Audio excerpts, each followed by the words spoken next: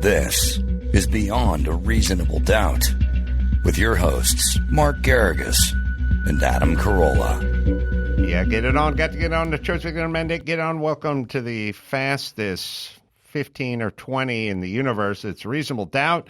That's Mark Garrigus over there and special guest, Dr. Drew Pinsky, sitting in for the Carolla Drinks BBQ extravaganza. Why do we only do this once a year? Apparently, this is our tradition. This is the number tradition. One. And number two, at least you started off with not hammering Adam for best hour in the universe, because you get very butthurt when it's I'm fine with it. It is the best hour of the universe. But it was like we all remember K-Rock, and back in the day, they would say world famous K-Rock. Famous K-Rock, and it was in the back across from the Hilton. And remember that dump? Yes, I do. You can put world famous or best hour in front of any title, and, you know, it's called artistic liberty, I think. Adam never broadcast from that shithole. He broadcast from the Burbank building that was over Adult, the restaurant. Yeah. So I always tell people, and I don't know if they believe me, but Drew can back me up.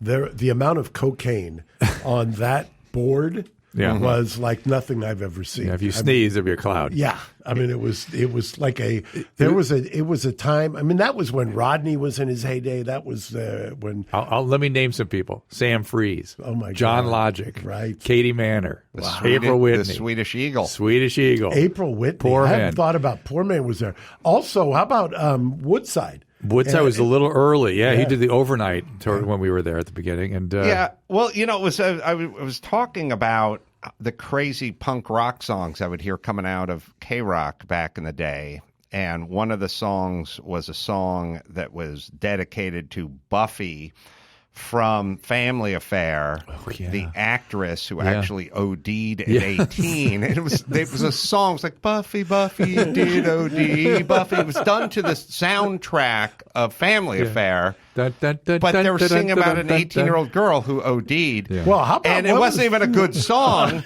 And they'd play all these crazy songs. And someone said, well, how did they do that? Like formatically. And it's like anyone could come in, any DJ, and just play whatever song they wanted to play. That was used to do that. Claim to fame. Yeah, and Mike Evans, Richard Blade. Right. We used to bring over to the Palace all of those artists. I mean, it was. Do they know what you mean when you say the Palace? Does everyone understand? Perkins Palace, which was was the Raymond Theater. Is it 1,000-seater? 1,800 seats, but it was like 1,000 downstairs, and then if we'd open up the balcony. But I always like to say we started Oingo Boingo on Halloween there. Yep. We did Missing Persons there. We did the Go-Go's. The Cars. The Cars, Pretenders. I mean, you can go through it. We did What's Her Name, who I can't remember, besides the waitresses. What was the name of the woman I'd love you, but Romeo Void. Love you better if we slept together. That Gary should find a picture of her. That's wild. She's ahead of her time. I saw the Plasmatics there. That was my favorite. Band. I told you the story. We did 4 shows, and the 4th show was not selling. Now, I saw the Plasmatics there when I was 17 and a half. I didn't know Were you Mark in the or mosh any pit? of that. Yeah, we were right down in the mosh pit. So I had a partner, Jim Perkins. It was the brother of Mark, and he had an old Lincoln. And so we could not sell tickets for the 4th show. So we said Wendy famously would blow stuff up. So we said we're going to blow up the Lincoln. This was a famous night. It was a very famous night. The mosh pit was about, from the floor of the mosh pit to the top of the stage, about 5 feet. Right. I literally had my chin resting on the stage when it blew in up the front of the mosh pit when they blew it up. It was unbelievable, and the fire marshal was in my face like you wouldn't believe. And then that followed up by Susie and the Banshees, where somebody, they used to spit in the mosh pit. I don't know if you remember that. You would spit; they would spit on you. She wasn't buying what they were selling.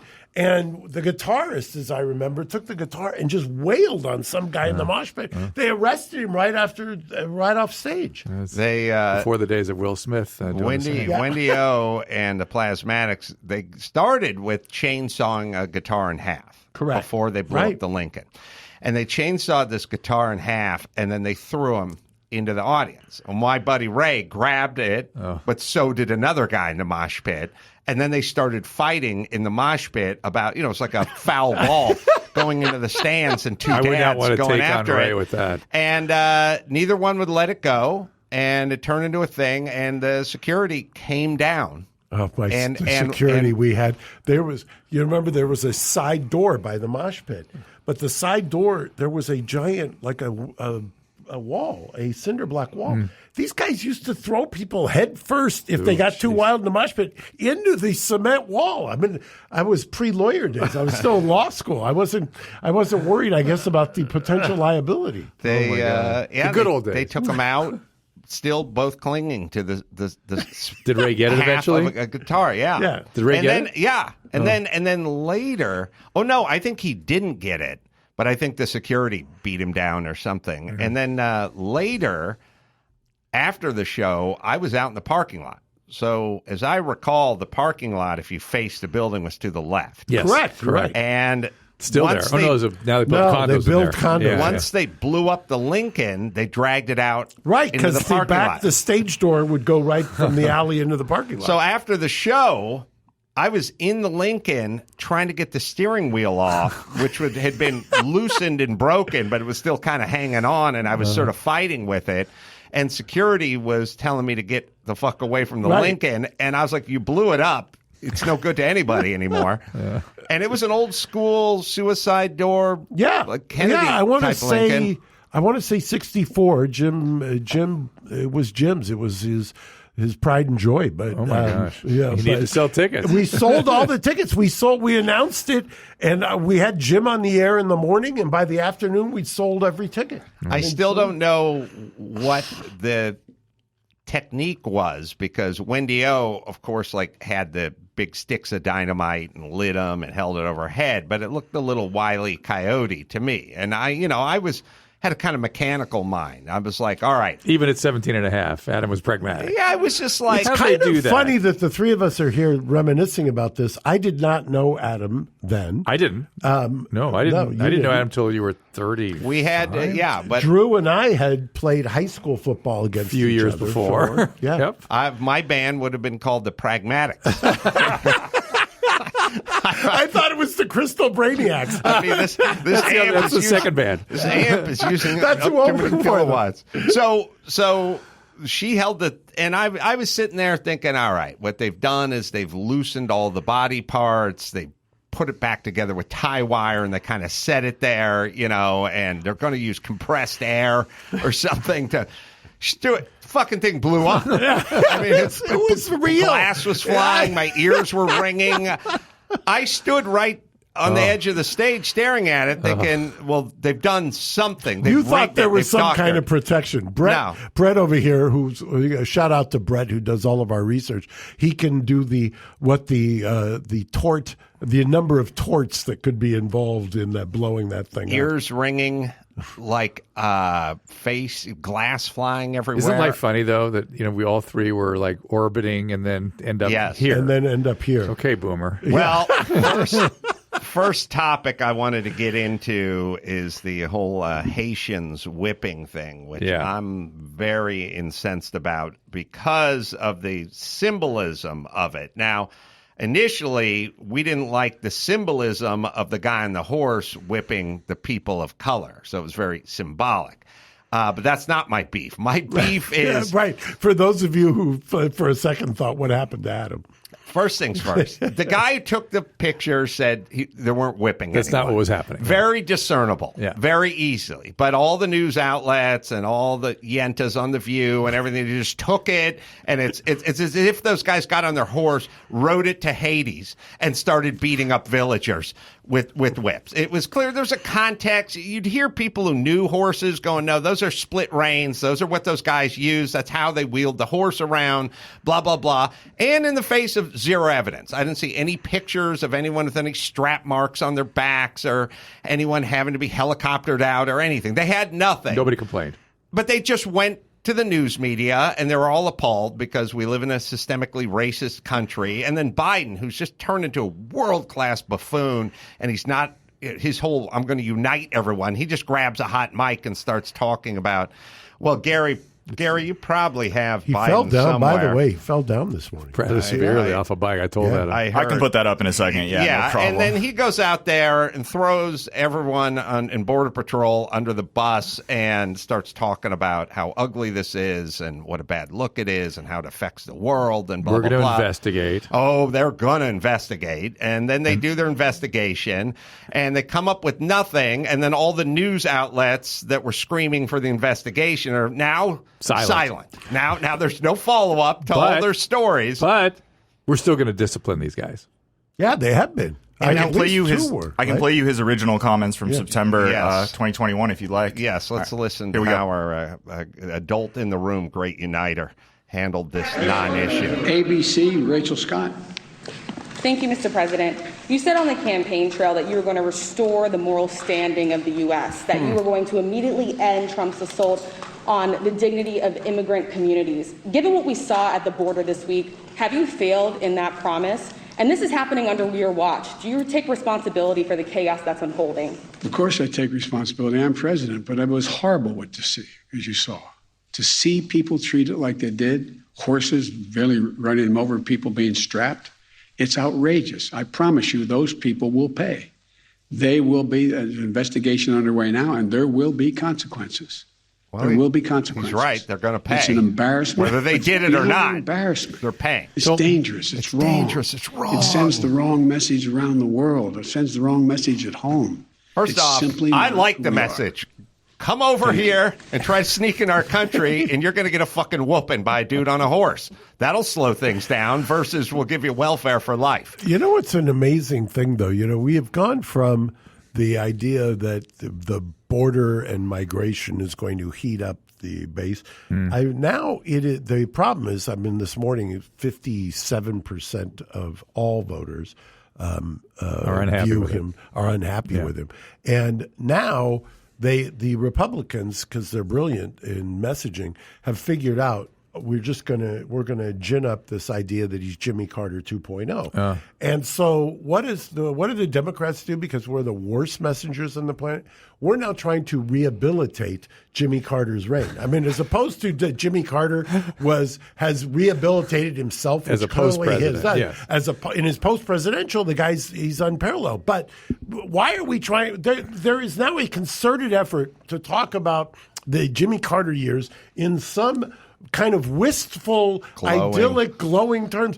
By the way, the similarities to what's happening now are uncanny, which everybody is figuring out who's got anybody who sat. By the way, we were doing Panic at Arco. I saw it again this morning. I saw another. There's an Arco station by our house, and there's lines of crazed people who are they're fighting. Not townies, man. Yeah, they're from South Pass or Eastern Pasadena. The Chevron across the street has breached the $7 mark. I see. So Arco $6.50, $6.25, $6.10, whatever it is. Save 80 cents a gallon. Yeah. And it is a free for all every morning, like nothing you've ever. It reminds me of the '70s and Jimmy Carter. Yeah, it's a line. Yeah. So what? Just so now we're not done with these guys, and Biden's not going to apologize because we will bring them up on some administration thing. Now, I don't know all the nuts and bolts. You were initially charged with beating Haitians with whips, and they did an investigation, and that's not true. Isn't that the end of the investigation? No, because it's so complex.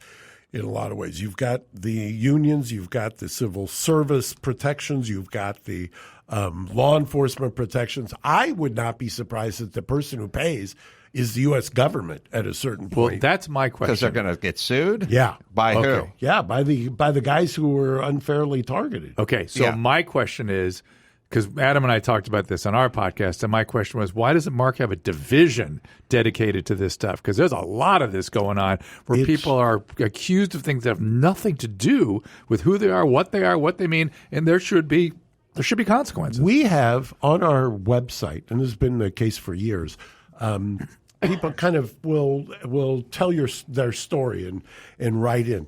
It has in the last I don't know, 6 years. You cannot believe the stories. You can't even field all of them. It's you guys get them on calls, but I mean, it's unbelievable. I mean, there were at least 10 in the last day about people unfairly, demonstrably, falsely accused. Yeah. It's like drinking out of a fire hose. It should be a division. You should have a whole office somewhere just doing that work. I saw Harmeet Dillon, our friend, on TV the other night talking about James O'Keefe from Project Veritas. Now the FBI broke into his home and started screaming, this pre-dawn shit. Let me see your hands and all that stuff. He's going to be suing.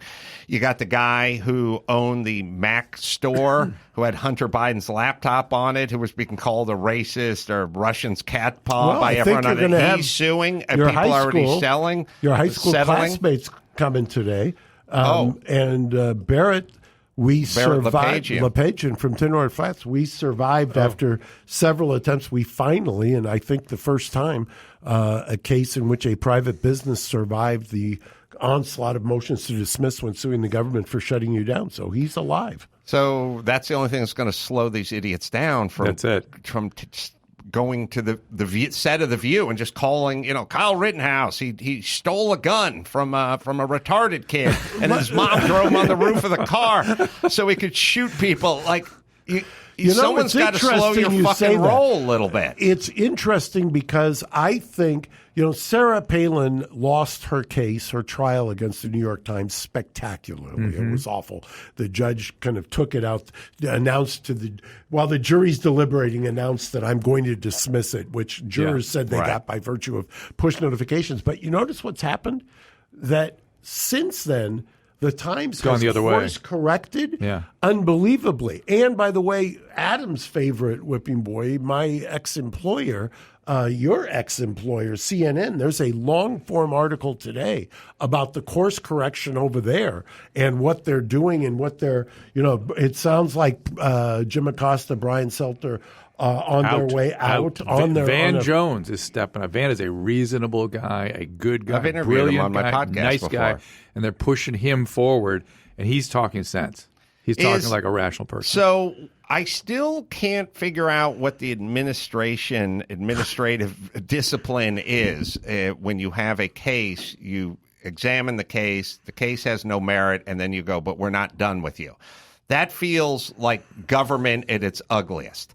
That feels scary, quite frankly, which is they can accuse you of something and then sort of will themselves right, even if they didn't get you for what they accused you of. Now, malpractice suits. You'll find something. Well, at a certain point, take a look at how they get these guys. I was reading the other day that they could not get him on the original charge, so it was one of these D.C. prosecutions where they got them on a mortgage loan application. Right, so or he didn't check the horse out properly. They didn't groom the horse mane properly. Is it going to be something connected to the event?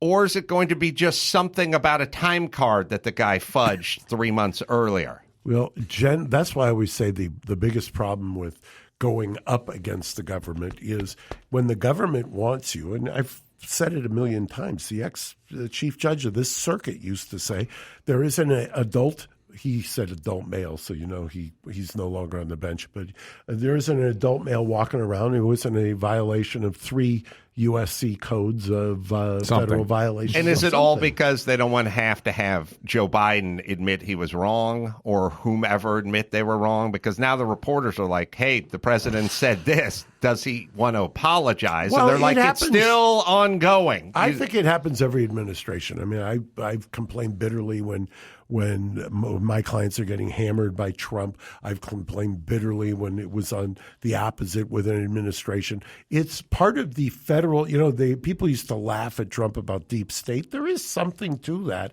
This is what it feels like now. Yes, yeah. So they get to say it's an ongoing investigation in sort of perpetuity, and people will stop asking questions because they'll get bored. Try to be that guy, though, and try to find other work when the first thing they do when they Google you is that you're under an ongoing investigation. Try to go get a bank loan if you're that guy. Yeah, I think these guys are going to lawyer up. I think they're going to start suing, and I think it's going to be the only thing that slows people's rolls. And I think like I said, Kyle Rittenhouse is out doing it. First, it was Nicholas Sandmann. Sandmann last week, Gary said... That's what I was looking at you for. We've been tweeted some stories that I've had trouble substantiating with other sources, but apparently Sandmann has decided that at least one of his libel suits he will not settle. He's going to take it to court.